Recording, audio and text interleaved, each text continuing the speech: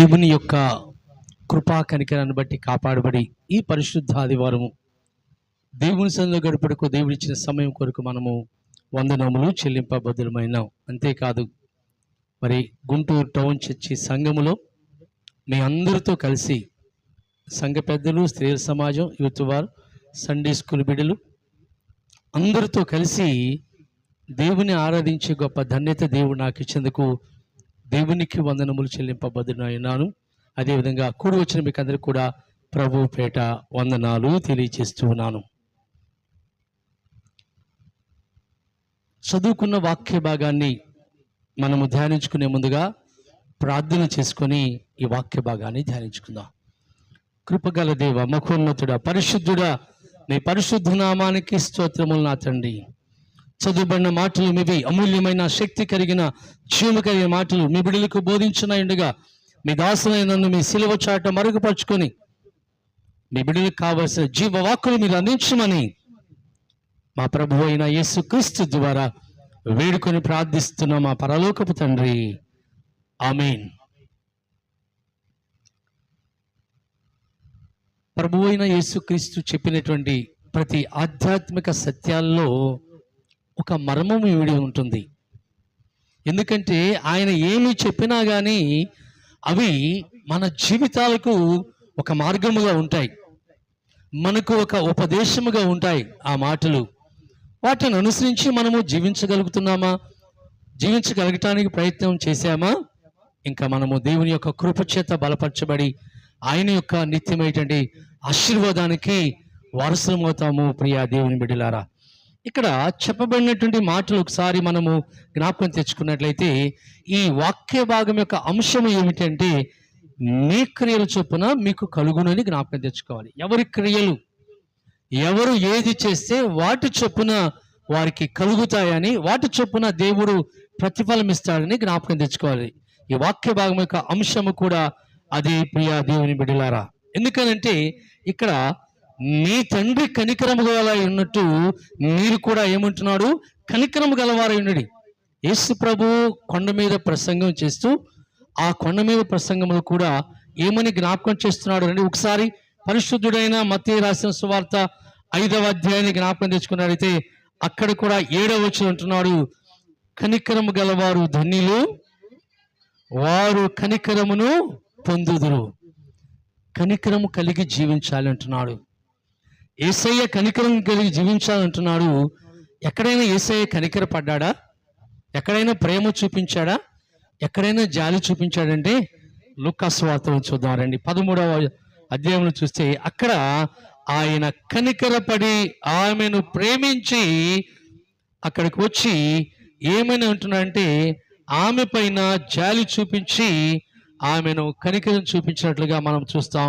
ప్రియా దేవుని బిడ్డల, ఒక్కసారి మనము ఆ మాటలు జ్ఞాపకం తెచ్చుకున్నట్లయితే చూడండి, లూకా సువార్త 7వ అధ్యాయము 13వ వచనం చదవండి. ప్రభువు ఆమెను చూచి ఆమె యందు కనికరపడి ఏడవ వద్దని ఆమెతో చెప్పి ఆమె దగ్గరకు వచ్చి పాడెను ముట్టుక మోయిచున్న వారు నిలిచిరి. చూడండి, ఆమె యేసయ్య దగ్గరకు వచ్చి అడగలేదు, అయ్యా నా దీన స్థితి, నా బాధాకరమైన స్థితి ఏమిటో ఒక్కసారి చూడు అని అడగలేదు. కానీ యేసయ్య కనికరము కలిగినటువంటి వాడు. అందుకే అంటాడు, కనికరం గలవారు ధన్యులు, వారు కనికరమును పొందుతారు అని జ్ఞాపకం చేసుకున్నాం. కాబట్టి వచ్చి ప్రభువు ఆమెను చూచి ఆమె యందు కనికరపడ్డాడు. అంటే ఆమెను చూచాడు ఒకసారి ప్రభు. ఆమెను చూడగానే ఆమె జీవితంలో ఎంతటి వ్యధ ఉన్నదో, ఎంతటి బాధ ఉన్నదో, ఎంతటి దుఃఖము ఉందో, ఎంత వేదన ఉందో ఆయనకు తెలిసింది. ఎందుకంటే ఆయన 44వ సంకీర్తన 21వ వచనం అంటాడు, చదవండి.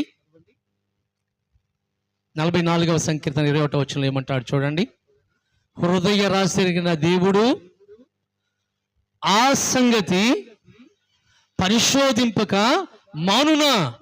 మన హృదయ రాశి తెలుసు ఆయనకు, మన మనస్సు తెలుసు, మన ఆలోచన తెలుసు, మన ఉద్దేశం తెలుసు, మనం మాట్లాడకపోనిపై మన నోట ఏ మాట వస్తున్నాయని తెలుసు. ఆయన సర్వం ఎరిగిన సర్వాధికారి కాబట్టి ఆమెను చూశాడు. ఆమె వేదనంతా, ఆమె బాధ అంతా, ఆమె దుఃఖమేంటో చూశాడు. కాబట్టి ఆమె పైన కనికరం చూపించాడు. అమ్మా నువ్వు ఏడవద్దు అన్నాడు. ఏడవద్దని సమాధానం ఇచ్చి ఏం చేశాడు? ఆయన దగ్గరకు వచ్చి పాడిన ముట్టగా వారు నిలిచారు. బాగు చేసి తన కుమారుని ఇచ్చి పంపించాడు. అది ప్రభు దయ కనికరం. ఆయన మన అవసరం తిరిగినటువంటి వాడు, మన కొదువా కొరత ఎరిగినటువంటి వాడు. మనము ఏ స్థితిలో ఉన్నామో, ఎలాంటి పరిస్థితుల్లో ఉన్నామో ఆయనకు తెలుసు. మరి ఆయన తెలుసు కదా, మరి ఆయన ఇవన్నీ చేయొచ్చు కదా అని అనుకుంటాం. నిజమే, మానవ బలం ఏమంటుంది? చాలా మంది అంటారు దేవునికి తెలుసు కదండి, నా కష్టము నా బాధ తెలుసు కదా, మరి ఎందుకు ఆయన సహాయం చేయట్లేదు అంటే, ఎందుకని చేయట్లేదు సహాయము? యేసయ్య చెప్పాడు, అడుగుడి మీకు ఇయ్యబడును, వెదకుడి మీకు దొరుకును, తట్టుడి మీకు తీయమని ఉంటున్నాడు. ఆయన అడగమంటున్నాడు. ఆయనను అడగవలసి ఉంది, ఆయనకు ప్రార్థన చేయవలసి ఉంది, ఆయనకు మొరపెట్టవలసి ఉంది. కాబట్టి ఉదయంలోనే ప్రార్థనతో మన జీవితాన్ని ప్రారంభిస్తాం. మనం లేవగానే ప్రార్థన చేస్తాం, మరలా పడుకునే ముందు ప్రార్థన చేస్తాం. ఈ మధ్యలో ఎన్నిసార్లు చేస్తామంటే, ఎన్ని అవసరాలు వచ్చినా, ప్రయాణమై వెళుతున్నా, ప్రయాణమై తిరిగి వచ్చినా, ఇంట్లో ఏ పని చేస్తున్నా, ఏది ఉన్నా కూడా ప్రార్థన చేస్తాం. కారణం ఏమిటంటే ఆయన అంటాడు, ఇదిగో సదాకాలం నేను మీతో కూడా ఉన్నానంటాడు. ఆయన తోడు ఉన్నటువంటి దేవుడు. మనల్ని విడిచిపెట్టే దేవుడు కాదాయన, మనల్ని వదిలిపెట్టే దేవుడు కాదాయన. అలాగున కనికరము కలిగినట్లుగా మీరు కూడా, మీ తండ్రి ఎలాగున కనికరం గలవారై ఉన్నట్టు మీరు కూడా కనికరం గలవారై ఉండి అంటున్నాడు. ఎందుకు అని అంటే, మీ శత్రువులు కూడా ప్రేమించండి అంటాడు యేసయ్య. మీ శత్రువులు ప్రేమించండి, వారిని ద్వేషించవద్దు, వారిని ప్రేమించమంటున్నాడు. కారణం ఏమిటి? ప్రేమే ఆయనే ప్రేమ. క్రీస్తులో ప్రేమ ఉంది. ఆ ప్రేమే ఆయన ఒక మానవ స్వరూపాన్ని ధరించుకొని ఈ భూలోకానికి వచ్చాడు యేసయ్య, నీ కొరకు నా కొరకు. అసలు ప్రేమే ఆయన. ఆ ప్రేమ ఈ భూలోకానికి ఒక నరావతారిగా వచ్చి ఆ ప్రేమను అనేక మందికి చూపిస్తూ, మీరు కూడా ఇలాగ జీవించాలి, మీరు కూడా ఇలాగ నడవాలి, మీరు కూడా ఇలాగున దేవుని యందు భయభక్తులు కలిగి జీవించాలని ఆయన మనకు హెచ్చరిక చేస్తుంటాడు. ప్రియ దేవుని బిడ్డలారా, ఆయన మాట వింటామా? ఆశీర్వాదమే. ఆయన మాటలు గైకుంటామా? దీవెనే. ఇక ఆయన మాటలు వింటే, ఆ మధురమైన మాటలు, ఆయన శక్తి కలిగిన మాటలు, జీవము కలిగిన మాటలు మన హృదయంలో భద్రము చేసుకున్నట్లయితే, ఆ మాటలు ఎల్లప్పుడూ నిరంతరము నిలిచి ఉంటాయి. ప్రియా దేవుని బిడ్డలారా, కాబట్టి మరి ఆయన శత్రువులను ప్రేమించండి అని చెప్తున్నాడు. ఆయన దేవుడు శత్రువులను ప్రేమించగలిగాడంటే ప్రేమించాడు. ఆయన సిలువ పైన ఉన్నప్పుడు ఏం చేశాడు? ఆయన మొట్టమొదటి మాట ఏమిటి? తండ్రి వీరేమి చేయుచున్నారో వీరెరుగురు కనుక వీరిని క్షమించము అంటున్నాడు. ఆయన వీరేం చేస్తున్నారో తెలియదు. వారు అనుకున్నారు, మేము రాజాజ్ఞలను పాటిస్తున్నాం, మేము ఇవన్నీ చేస్తున్నాం అనేటువంటి ఆలోచన కలిగి ఉన్నారే, కానీ వారు చేసేది దేవునికి విరోధముగా చేస్తున్నారనో, లేకపోతే వారికి ఇష్టమైన రీతిగా నడుస్తున్నారో వారికి అర్థం కావట్లేదు. ప్రియా దేవుని బిడ్డలు, అందుకే యేసయ్య అంటున్నాడు, తండ్రి వీరేమి చేయుచున్నారో వీరెరుగక వీరిని క్షమించమన్నాడు. అలాగున ఆయన కూడా శత్రువులను ప్రేమిస్తున్నటువంటి దేవుడు కనుక, తన బిడ్డలను కాపాడుతున్నటువంటి వాడు కనుక, చూడండి తన ప్రేమను ఎలాగో చూపించాడో.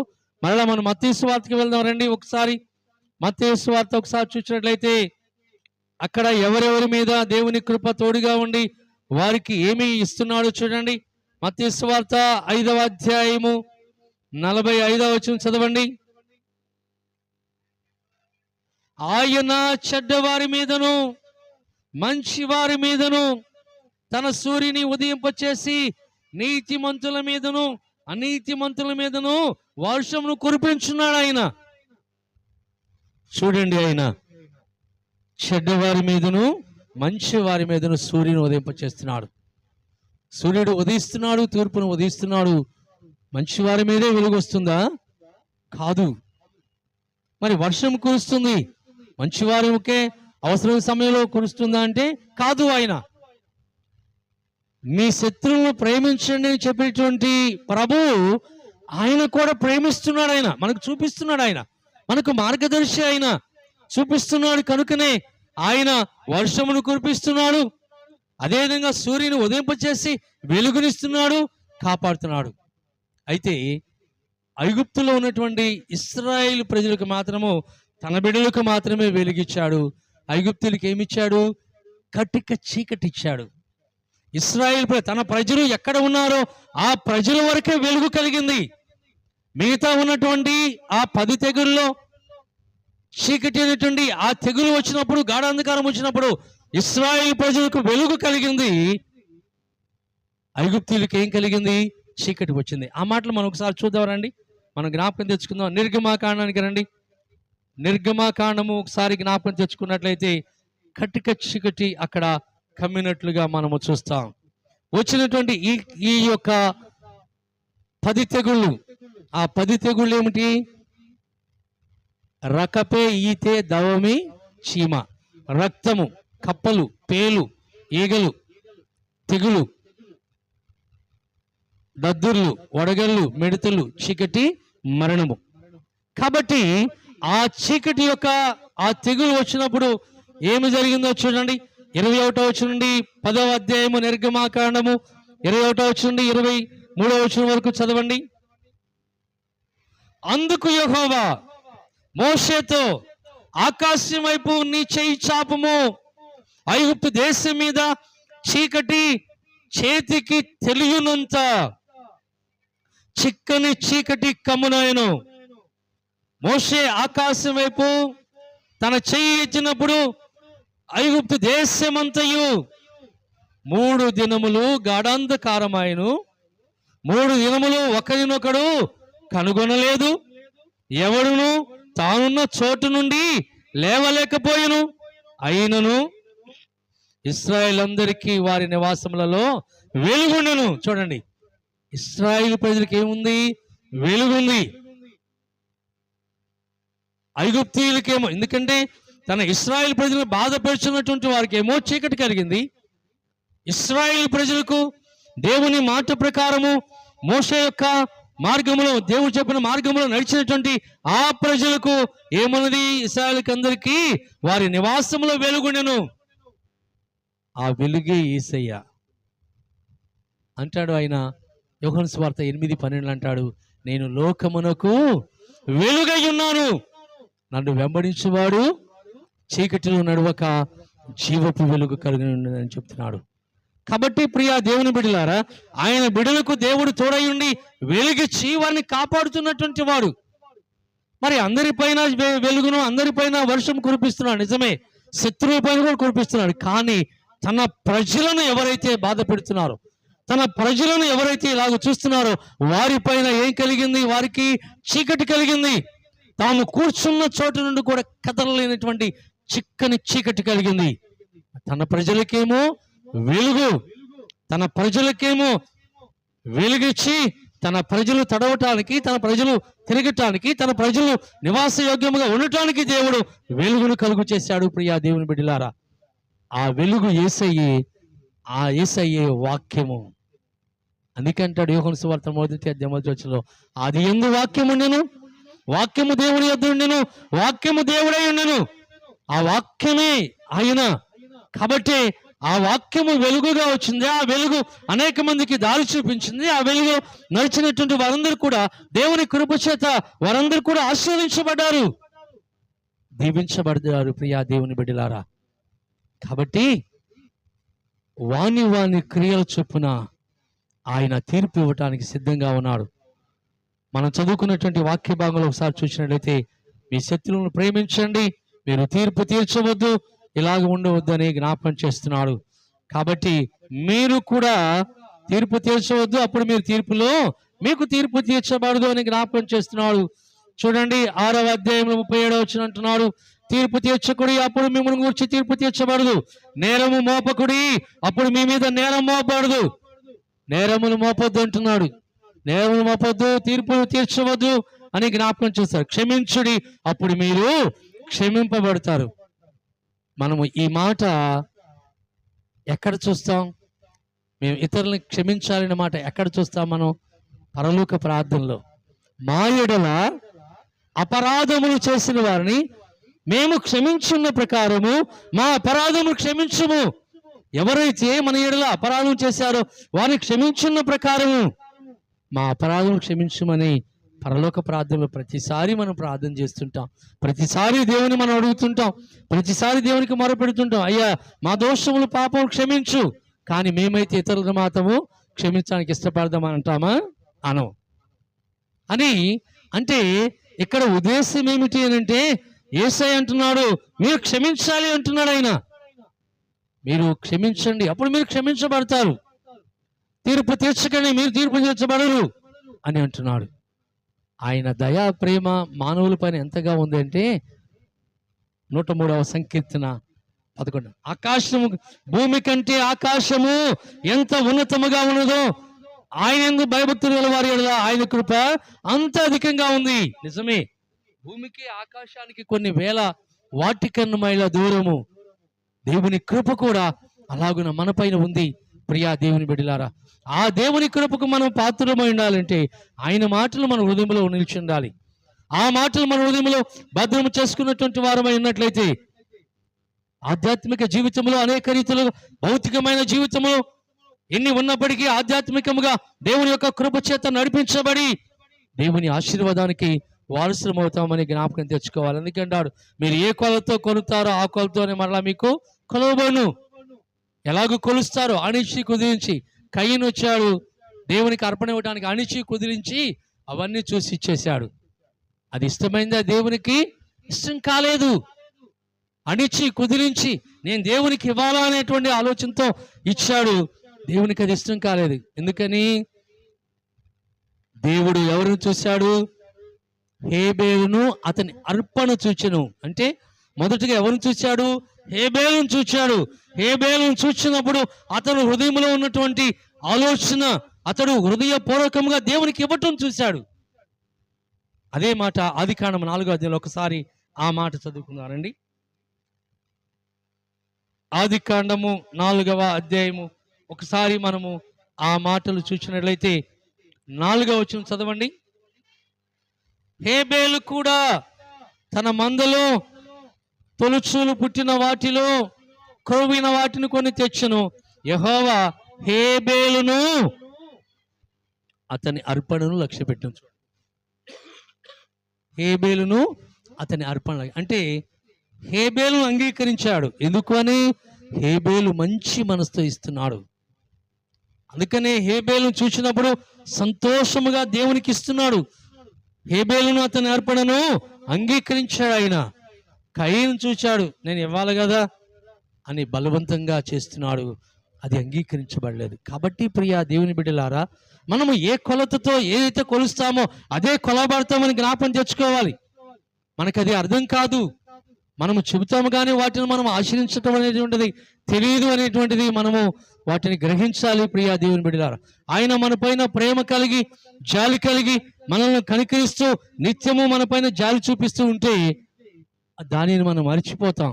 ఎప్పుడైనా కష్టం వచ్చినా బాధ వచ్చినా ఏమంటాం? మనం మానవ బలహీనత ఏంటి? దేవుడు నన్ను చూడలేదని అంటామా? నన్ను చూడలేదండి దేవుడు, నేను కనబడలేదు అంటాం. నువ్వు కనబడటం కాదు, నువ్వే దేవుని సరిగా చూడలేకపోయావు. అది జ్ఞాపకం చేసుకో. మనం నేనే దేవుని వైపు చూడలేకపోయాను, నేనే దేవునికి ప్రార్థన చేయలేకపోయాను, ఈ కష్టంలో, ఈ వేదనలో, ఈ శోధనలో నేను దేవునికి దగ్గరగా నడవలేకపోయామని ఆలోచన చేస్తున్నామా? ప్రియా దేవుని బిడ్డలారా, ఆలోచించాలి. అందుకని ఒక ఆమె అరణ్యములు తిరుగుతుంది, బేర్షెబా అరణ్యాలు తిరుగుతూ ఏమంటుందామె? ఆయనకు ఒక పేరు పెట్టింది. ఏమని పేరు పెట్టింది? చూచుచున్న దేవుడవు నీవే అని పేరు పెట్టింది. నీవు చూచున్న దేవుడివయ్యా. ఎందుకు ఆ పేరు పెట్టింది? నన్ను చూచిన వాణి నేను చూశానంటుంది ఆమె. చూడండి, ఎవరు చూశారు? మొదటిగా దేవుడు చూశాడు.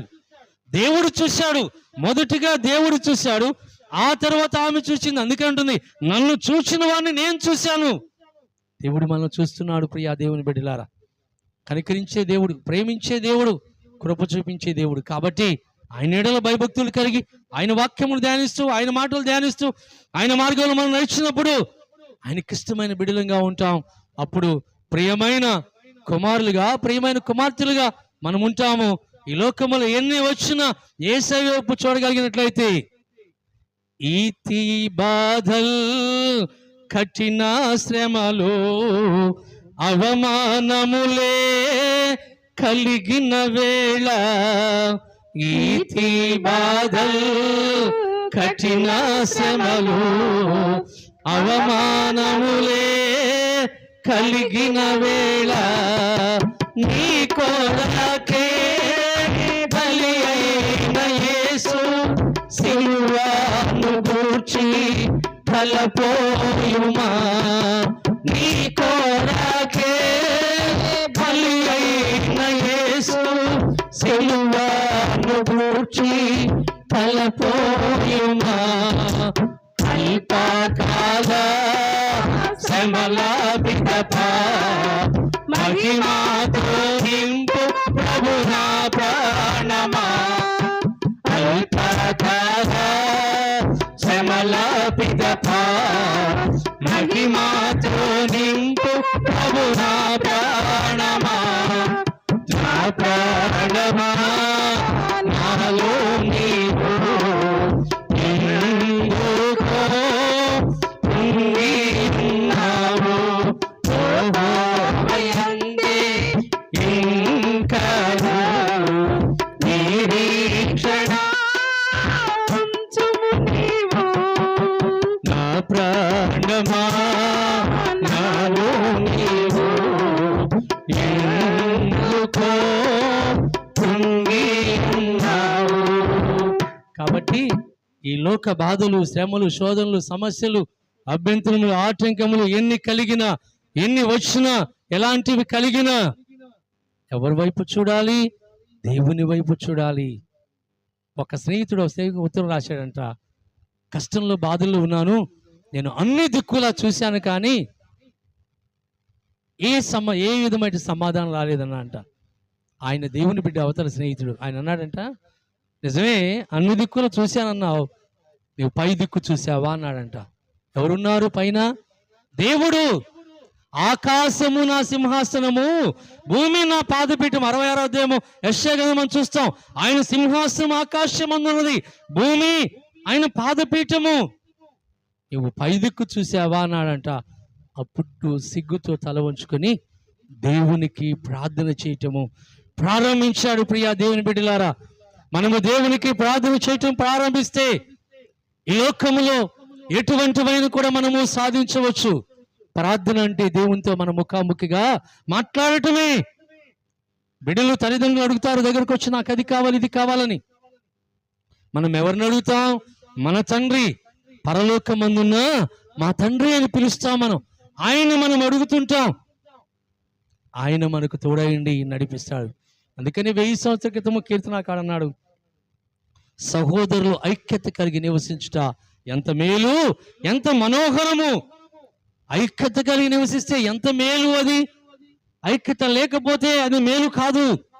ఐక్యత కలిగి నివసించ ఎంత మేలు, ఎంత మనోహరము అని జ్ఞాపకం చేస్తాడు. అంతేకాదు, రాత్రి యందు దేవుని యొక్క వైపు నిలిచిండు వారులారా 134వ సంకీర్తనలో ఒక మాట జ్ఞాపకం చేస్తున్నాడు. ఆయన ఏమని జ్ఞాపకం చేస్తున్నాడు అంటే, ఆయన వైపు చేతులెత్తి. చూడండి ఏమంటున్నాడు 2వ వచనంలో, పరిశుద్ధ స్థలం 134:2, పరిశుద్ధ స్థలం వైపు మీ చేతులెత్తి యెహోవాను సన్నుతించుడి. ఆయన వైపు మీ చేతులెత్తి మీరు ఆయనను సన్నుతించుడి. భూమి ఆకాశ సృజించిన యెహోవా సీయోనులో నుండి నిన్ను ఆశీర్వదిస్తాడు. ఎక్కడి నుంచి? సీయోను అంటే దేవుని సన్నిధి. అక్కడి నుంచి ఆయన ఆశీర్వదిస్తాడు. ఆయన వైపు చూడగలిగినట్లయితే, ఆయన వైపు చూసి ప్రార్థించగలిగినట్లయితే, ఆయన పైన ఆధారపడినట్లయితే ఆయన తోడుగా ఉండి నడిపిస్తాడు. ప్రియా దేవుని బిడ్డలారా, ఆయన నీడగా ఉండి మనల్ని కాపాడువాడు. అందుకే అంటాడు కీర్తనకారుడు, ఇశ్రాయేలుని కాపాడువాడు కునుకును నిద్రపోడు అంట. ఆయన అంటే నిరంతరము చూస్తున్నట్టు దేవుడు. నీవు రాత్రి చేసినా, అర్ధరాత్రి వేళ చేసినా, వేకుజాం ప్రార్థన చేసినా, నీవు ఏ సమయంలో చేసినా దేవుడు ఎప్పుడే నేను విన్నా ఉంటాడా? ఆయన అనడు. ఆయన నీవెన్నడిగినా, ఏమడిగినా ఇవ్వటానికి ఆయన సిద్ధంగా ఉన్నాడు. ఆయన ఇవ్వటానికి, తన బిడ్డలను కాపాడటానికి, తన బిడ్డలకున్న అవసరం తీర్చడానికి ఆయన సిద్ధంగా ఉన్నాడు. కానీ మనము కూడా అలాగున విశ్వాసం నిరీక్షణతో ప్రార్థన చేసినటువంటి వారమేంటి ప్రియా దేవుని బిడ్డలారా, ఆయన కృప తోడైండి నడిపించని మన జ్ఞాపకం తెచ్చుకోవాలి. అందుకే అంటాడు, ఉపవాసం నేను ఏర్పాటు చేసుకున్న ఉపవాసం ఎలాంటిది అంటాడు. చూడండి 58వ అధ్యాయంలో చూసాం, యెషయా గ్రంథం 58వ అధ్యాయంలో అక్కడ ఏమంటాడంటే, నేను ఏర్పాటు చేసుకున్న ఉపవాసము ఇదే కదా అంటాడు. ఏమిటది? కాడిమాను మోకులు తీయుటయు, దుర్మార్గులు కట్టిన కట్లను విప్పుటయు అని అంటున్నాడు ఇక్కడ. ఆ తరువాత ఇదే కదా నేను ఏర్పరచే ఉపవాసము. మరి ఒకటి అన్నాడు, నీ ఆహారము ఆకలిగొన్న వారికి పెట్టుటయు, రక్త సంబంధికి ముఖము తప్పింపుకుంటయు, దిక్కుమాలిన పేదలను నీ ఇంట చేర్చుకుంటయు, వస్త్రహీనుడిని కనబడినప్పుడు వానికి వస్త్రమునిచ్చుటయు, ఇదియే కదా నాకిష్టమైన ఉపవాసం. చూడండి, దేవునికి ఇష్టమైన ఉపవాసం ఏంటి? ఏమిటి అంటే ఇతరుల ఎడల ప్రేమ కలిగి, జాలి కలిగి ఉండాలని, దయ చూపించాలని. యెషయా గ్రంథకర్త దేవుని మాటలను ఇలాగూ చెబుతుంటే, ఇవే మాటలను యేసు ప్రభువు చెప్పాడు. 700 సంవత్సరాల క్రితము యెషయా ప్రవక్త క్రీస్తు పూర్వం చెప్పిన మాటలను యేసయ్య చెబుతున్నాడు. ఆయన రాజ్యము, ఆయన రాకడ గురించి చెప్తూ జ్ఞాపకం చేస్తూ ఏమని జ్ఞాపకం చేస్తున్నాడు? ఆయన పరలోకానికి దిగి వచ్చినప్పుడు మేకలను, మరి గొల్లవాడు ఎలాగున్నా గొర్రెలను వేరు చేస్తాడో అలాగూ వేరు చేస్తాడు. అప్పుడు ఎలాగుంటారు? 25వ అధ్యాయం మత్తయి సువార్త అంటున్నాడు. ఏమన్నాడు చూడండి, అప్పుడు వీరందరూ చూచి, కుడి చేతి వైపున చూచినటువంటి వారిని చూచి, నీతిమంతులు ఉన్నారంట అక్కడ, వారిని చూచి ఏమని జ్ఞాపకం చేస్తున్నాడు? 34వ వచనము, 25-34 మత్తయి సువార్త. అప్పుడు రాజు తన కుడి వైపున ఉన్న వారిని చూచి, నా తండ్రి చేత ఆశీర్వదించబడిన వారారా, రండి, లోకము పుట్టినది మొదలుకొని మీ కొరకు సిద్ధపరచబడిన రాజ్యమును స్వతంత్రించుకొనుడి. నీకు ఆకలి కొంటుని మీరు నాకు భోజనం పెట్టితిరి, దప్పికొంటుని నాకు దాహం ఇచ్చితిరి, పరదేశినై ఉంటుని నన్ను చేర్చుకుంటుని, దిగంబరనై ఉంటుని నాకు బట్టలు ఇచ్చితిరి, రోగినై ఉంటుని నన్ను చూడవచ్చితిరి, చెరసాల్లో ఉంటుని నా ఎదుకు వచ్చితిరని చెప్పును. చూడండి, ఇవన్నీ మీరు చేశారంటాడు యేసయ్య. ఆకలి ఉన్నప్పుడు ఆహారం పెట్టారు, దప్పికున్నప్పుడు దాహం ఇచ్చారు, బట్టలు లేనప్పుడు బట్టలు ఇచ్చారు, నేను చెరసాలను చూడవచ్చారు, నేను పరదేశినప్పుడు నన్ను పరామర్శించారు. ఇవన్నీ మీరు చేశారు అంటే అప్పుడు నీతిమంతులు ఏమంటున్నారంట? ఇవన్నీ ఎప్పుడు నీకు ఇచ్చాము అని అడుగుతున్నారంట. 39వ వచనంలో, ఎప్పుడు రోగిపై ఉండుటయను చెరసాలో ఉంటాయను చూచి నీ వద్దకు వచ్చిమని ఆయనను అడిగెదరు.